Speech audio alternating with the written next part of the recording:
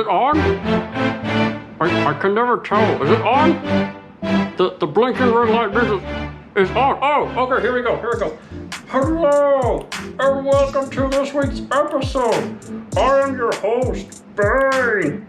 And today we're going to be taking a look at desserts. Specifically, we're going to be looking at cake. And before you ask, I absolutely will have my cake and eat it too. No one give me a cake if I'm not going to be able to eat it. Stupid baker, how dare you tell me I can't have my cake and eat it too? It makes no sense. But in all seriousness, everybody, we are going to be taking a look at cake today. Cake is actually one of my favorite desserts. The only problem with it is that homemade cake takes forever, and you have to get everything so precise. It's delicious, but too much effort. And box cake, I don't know about you, it tastes a little bit cheap sometimes, and whenever you go to decorate it, it just falls apart and tears, and you get more cake on the spatula or whatever you're using to spread that frosting than actually on your plate. It's so upsetting. So today, we will be looking at box cake, but how to get that a little bit higher, almost to homemade level, but not to the extreme efforts that we need for homemade. Let's get into it. All right, now the key to elevating this box cake is to do some substitutions. So when you look at the box, it has at the top a little bit of ingredients you want to look at outside of the cake mix, typically water, oil, and eggs. Substitutions need to be made so box cake tastes a little bit better. For example, with water, we want to use milk or cream instead. Instead of oil, how about some butter? And then for the eggs, well, it's still gonna stay eggs, but always increase it by 1 egg. Now, like always, mix your wet and your dry ingredients separately. Why is this? Because it mixes everything better, duh. And because everybody on any baking show will tell you this. They'll yell at you if you don't do it. Mix everything separately. Well, okay, I will. God. Anyways, cracking some eggs. Look at that. Let's hope we don't get any shells in here. Bam. So as you can see, box cake recipe I got called for 3 eggs, so we're gonna make it 4. Instead of a cup of water, how about a cup of milk? There we go. And of course, instead of oil, how about some butter? Oh man, that already looks better than what I was expecting. Go ahead and mix everything in, get those yolks busted up. Once you got all your yolk mixed in, you got the nice looking color. Now it's time to throw in the dry ingredients. In this case, the cake mix itself. Oh yeah. Now, the rule with cake is the less you can beat it, the better. You want to mix everything, but try to beat it as little as possible. Overbeating the dough, or the batter, excuse me, is gonna make your cake really airy and really just blah. While underbeating it is gonna leave it chunky. Nobody wants chunky batter.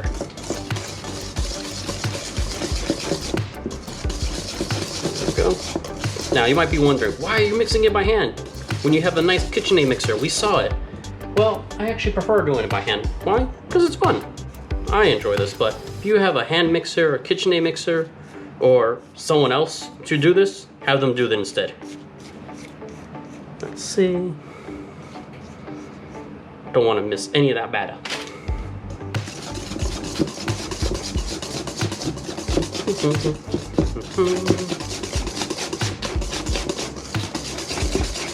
And that looks perfect. There we go, nice dough. And there we go, nice little bit of parchment paper on the bottom of our cake pans.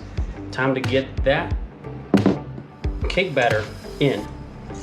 Now, this always frustrates me because I'm a perfectionist.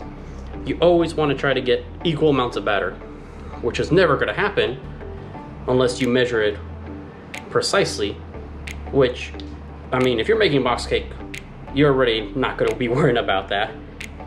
And secondly, you want uneven layers. Why? It adds character to your cake.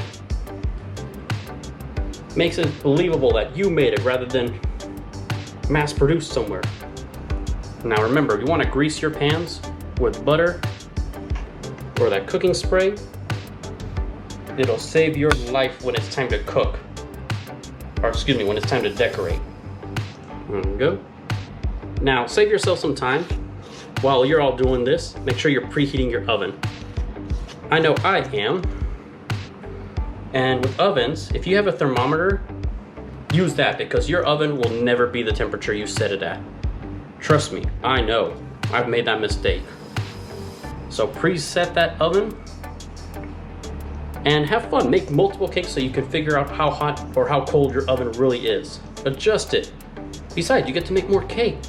Who doesn't like more cake? There you go. Getting all that better. And if you are impatient and messy like me, make sure you clean off that batter on the edges, just so it looks pretty. Now, I always do this, you don't have to, but drop that batter. Drop them pans.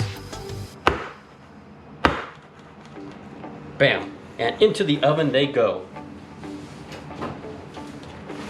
Don't worry, I got them. They're in the oven. I'm not gonna mess this up. They're in. Now, with editor magic, we'll be able to make these cakes appear just like that. Just like. Okay, I guess no editor magic. We'll come back when the cakes are done. Let's take a break. Now, if you were patient and let the cakes bake, bam, you got 2 cakes, confirmed cooked with toothpick tip. Nice. Now, key point about this is to get these cakes cold fast. You put frosting on them when they're hot, just gonna melt and it's not gonna be good for decorating. So if you have room in your freezer, stick them in there. If you have room in the fridge, stick them in there as quickly as possible. I'm actually gonna go ahead and do that right now with these cakes. Be right back. Bam, nicely chilled cakes. Now, once the cakes are chilled, we all want that picture perfect cake. You know, the one we see on the box all the time, but it's very unrealistic. Well, to get those nice even layers of cake, there's only one option. Off with their heads. Bam, headless cake. Now, you're gonna wanna use a serrated blade for that. Go ahead and just evenly cut as much as you can right off it so you get a nice even layer. It's gonna help balance it out and go perfect for an even layer of frosting in the middle. Frosting just like that. Yes, finally got that editing magic to work. All right, now what I did for this is obviously store-bought frosting. You wanna heat it up ever so slightly just so it's easier to spread across it. And for the bottom layer, I always flip it so I'm frosting the bottom, but it's still nice and level. Now, it's time to add the second half. All right, so I did chocolate in the middle. I'm gonna do a vanilla white frosting on top. And I'm gonna stick with simple store-bought frosting. And the reason for that is, you know, if you wanna do a buttercream or cream cheese frosting, or heck, even fondant, those are options we may be looking at later on, but you know, keeping it simple store frosting. Nothing beats that. See how easy that spreads? So nice.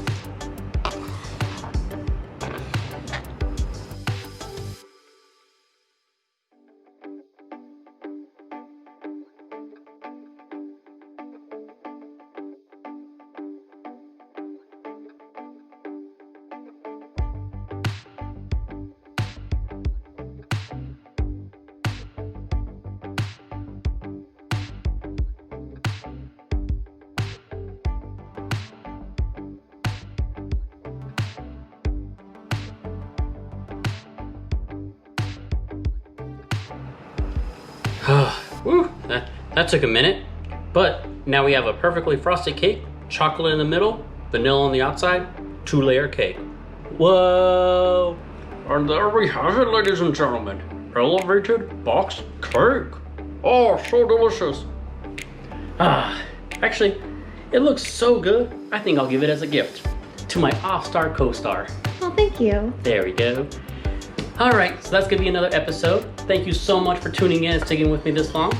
If you enjoyed what you saw, please like and subscribe down below. We greatly appreciate it. If there's anything you want me to take a look at or something you want to comment on, comment down below. Thanks for tuning in.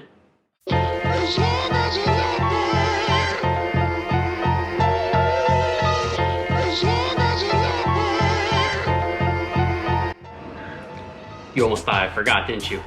Hey, Amanda. What? Can February March? I don't know, can it? No, but April May. I swear you are the bane of my existence.